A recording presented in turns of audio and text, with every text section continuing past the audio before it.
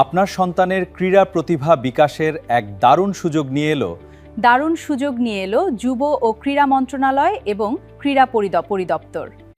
12 থেকে 14 বছর বয়সী শিক্ষার্থীদের জন্য শুরু হচ্ছে নতুন কুড়ি স্পোর্টস। 2026 থেকে 27-এর রেজিস্ট্রেশন করছে। আপনার সন্তানকে এখনই অংশ নিতে উৎসাহিত করুন এবং দেশের ক্রীড়াঙ্গনে তাদের ভবিষ্যৎ গড়ে তুলুন। কিভাবে রেজিস্ট্রেশন, কয়টি ইভেন্ট ও নিয়মাবলী সহ চলুন দেখি। সেই প্রক্রিয়াটা দেখাবো। ওয়েবসাইট আমরা প্রবেশ করব, সেটা হচ্ছে নতুন করি sports.gov.bd অপশনে আপনি ক্লিক করেন। এটা মোবাইলেও করতে পারবেন, ল্যাপটপও করতে পারবেন, কম্পিউটারে করতে পারবেন। তাহলে শিক্ষার্থীরা, তোমাদের জন্য দারুণ প্রতিভা নিয়ে এসেছে। 1 জুলাই থেকে 31 আগস্ট পর্যন্ত রেজিস্ট্রেশন কার্যক্রম চলমান থাকে। এখন যে আমরা ওয়েবসাইটে দেখতে পাচ্ছি, সেটা হচ্ছে নতুন করে স্পোর্টস ওয়েবসাইট আমরা চলে এসেছি। একেবারে হোম বাটন চলে, তোমরা দেখতে পাচ্ছ। আমি আজকে যে জিনিসটা, কতগুলো জিনিস দেখাবো, রেজিস্ট্রেশন কার্যক্রমটা দেখাবো। আর এখানে একটু আরেকটা জিনিস আমি দেখিয়ে রাখি। 4টি স্তর আছে, যে 4টি স্তর ধাপ করতে হবে খুব শৃঙ্খলাভাবে। উপজেলা, জেলা, অঞ্চল, জাতীয় পর্যায়ে সুশৃঙ্খল প্রতিযোগিতা অনুষ্ঠিত হবে এবং সেখানে প্রতিভা অনুষ্ঠান থাকবে, 10টি ইভেন্ট থাকবে এবং একটা বয়স সীমা দেওয়া আছে, 12 থেকে 14 বছর। একজন শিক্ষার্থী কত বছর 12 থেকে 14 বছর হবে, সেটা হচ্ছে 1 সেপ্টেম্বর 2012 থেকে 31 আগস্ট 2014 এর জন্মগ্রহণের সকল ছাত্রীরা অংশগ্রহণ করতে পারবে।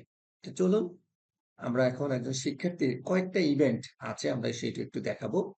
আমরা ইভেন্টগুলা 10টা ইভেন্ট আছে এখানে।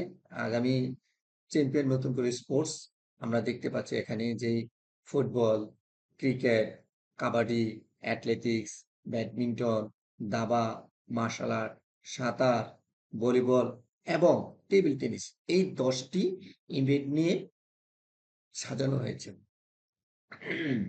আমি প্রথম যে কাজটা আজকে দেখাবো, আরেকটা জিনিস দেখতে পাচ্ছেন, ভর্তি রেজিস্ট্রেশন কার্যক্রম কিন্তু 1 জুলাই থেকে শুরু হয়েছে আর সর্বশেষ রেজিস্ট্রেশন শেষ হচ্ছে 31 আগস্ট পর্যন্ত। রেজিস্ট্রেশন চলেছে, অলরেডি রেজিস্ট্রেশন হয়েছে 1,68,654 জন নিবন্ধিত হয়েছে আর 58 দিন আছে। তো হ্যালো ভিউয়ার, আমরা আজকে একজন শিক্ষার্থী কিভাবে রেজিস্ট্রেশন করবে সেই কার্যক্রমটা দেখাবো। আমরা যে কাজটা করবো, এখানে লেখা আছে, দেখো ওয়েবসাইট লেখা আছে, এখানে অনেকগুলো ইভেন্ট আছে, পরিচিতি আছে, ইভেন্ট আছে, ধাপগুলো আছে, আমরা এগুলো যাব না।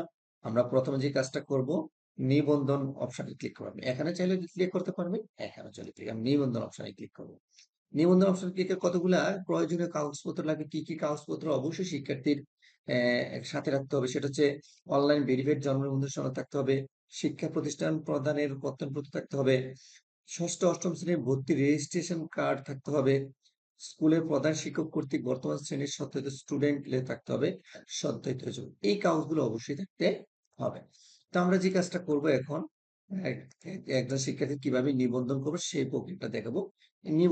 নিবন্ধন অপশনে ক্লিক করার সাথে সাথে দেখেন এখানে চলে আসলাম, যে নিবন্ধন অপশনে ক্লিক করেছি, দেখেন যে বুঝিয়েছি এগিয়ে যান অপশনে ক্লিক করেন। এগিয়ে যান অপশনে ক্লিক করার সাথে সাথে নতুন করে স্পোর্টস 2027 অনলাইন যে ফর্মটা আছে, সেটা আপনার বাসভবন আছে, এখানে সকল তথ্য সঠিকভাবে আপনাকে পূরণ করতে হবে। এখানে আছে ব্যক্তিগত খেলোয়াড়ের নাম দিতে হবে, বাংলা ইংরেজি জন্ম তারিখ দেবে, ছবিটা আপনাকে অবশ্যই 2 MB করতে হবে। আমি এখন এটা পূরণ করছি না, যে কাজটা করতে হবে আমি আবারও আপনাদেরকে বলছি। একজন শিক্ষার্থী রেজিস্ট্রেশন করতে হলে 12 থেকে 14 বছর তার হতে হবে। 1 সেপ্টেম্বর 2012 থেকে 31 আগস্ট 2014 সালের ভিতরে তার এই বয়সটা হতে হবে। এর একদিন এদিক হতে হলে সে অংশগ্রহণ করতে পারবে না। যে জিনিসটা অবশ্যই রেড মার্ক যেগুলো আছে, খেলোয়াড়ের নাম ইংলিশ বাংলা লিখবেন, জন্ম নিবন্ধন নম্বর, জন্ম তারিখ যেভাবে আছে এভাবে সিলেকশন করবেন, লিঙ্গ আছে যেটা আছে সিলেকশন করে দিবেন, পিতার নাম, মাতার নাম, অভিভাবকের নাম, এনআইডি নাম্বার, মোবাইল নাম্বার দিয়ে দিবেন। যেটা অবশ্যই সবচেয়ে গুরুত্বপূর্ণ, শিক্ষা প্রতিষ্ঠানের প্রয়োজনীয় কাগজপত্র যেগুলো যে দিতে হবে, সেটা হচ্ছে শিক্ষা প্রতিষ্ঠানের নাম, শ্রেণী, রোল নাম্বার।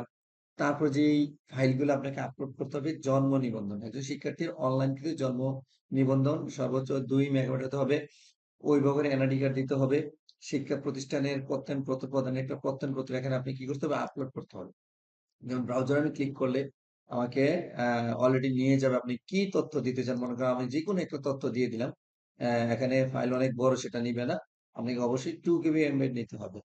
এই ৪টা ৫টা জিনিস আপনাকে অবশ্যই হাতের নাগালে রাখতে হবে। যেহেতু রেড মার্ক করা, জন্ম নিবন্ধন রেড মার্ক করা, অভিভাবকের এনআইডি রেড মার্ক করা, শিক্ষা প্রতিষ্ঠান প্রথম প্রতিটাও রেড মার্ক করা, এরপর ৬ষ্ঠ থেকে ৮ম শ্রেণীর রেজিস্ট্রেশন কার্ডের ছবি এখানে আপনাকে দিতে হবে এবং বর্তমানে স্টুডেন্টের যে লিস্ট আছে ওই শ্রেণীর ওই লিস্টে দিতে হবে। মানে এগুলাই এই ৫টা তথ্য অবশ্যই আপনাকে পূরণ করতে হবে। এখানে দেখেন স্থায়ী ঠিকানা আপনার এখানে আছে। আপনি যেটা নির্বাচন করতে চান সেটা সিলেকশন করে দিবেন। কোথায় রাখতে চান সেটাও আপনি সিলেকশন করে দিতে পারবেন।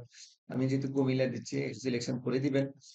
উপজেলা ভেন্যু আপনি দিয়ে দিবেন যেটা আছে সেটা দিয়ে দিবেন। যদি পরিষদ হয় পরিষদ দিয়ে দিবেন। এই সেম আপনি দিয়ে দিবেন। এই অঞ্চলটা আপনি সেম দিয়ে দিলে সেম থাকবে। এখানে আপনাকে বলছে ক্লিয়ার ইভেন্ট নির্বাচন। আপনাকে এখানে একটা ইভেন্ট ঐচ্ছিক আছে আর একটা হচ্ছে আবশ্যিক। এখানে নির্বাচন করতে পারেন ফুটবল আমি দিলাম। অবশ্যই ফুটবলের ইভেন্ট ক্রিকেট ফুটবল দিলে এখানে আরেকটা ফুটবলটা সিলেকশন করতে পারবেন না।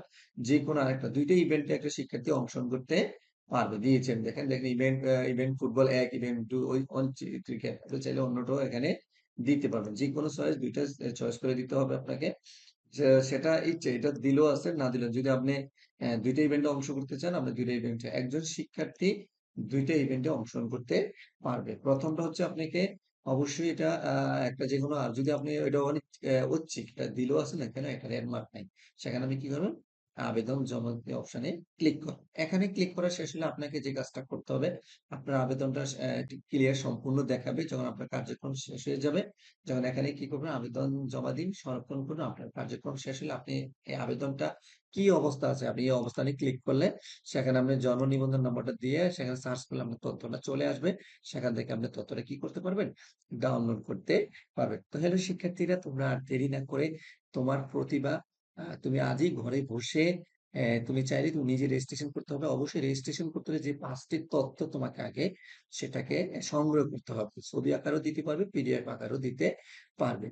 তো আশা করি আর দেরি না করে তোমরা আজই ১লা জুলাই থেকে রেজিস্ট্রেশন কার্যক্রম শুরু হয়েছে। ৩১ আগস্ট পর্যন্ত এই রেজিস্ট্রেশন কার্যক্রম করবে। তুমি যে ১০ টি ইভেন্টে যেকোনো ইভেন্টে তুমি অংশগ্রহণ করতে পারো। তো এই পর্যন্ত আজকের ভিডিওটি। যদি ভিডিওটি ভালো লাগে শিক্ষার্থীকে পৌঁছে দেওয়ার জন্য লাইক, কমেন্ট, শেয়ার করে সাথে থাকবেন। সবাই ভালো থাকবেন, সুস্থ থাকবেন।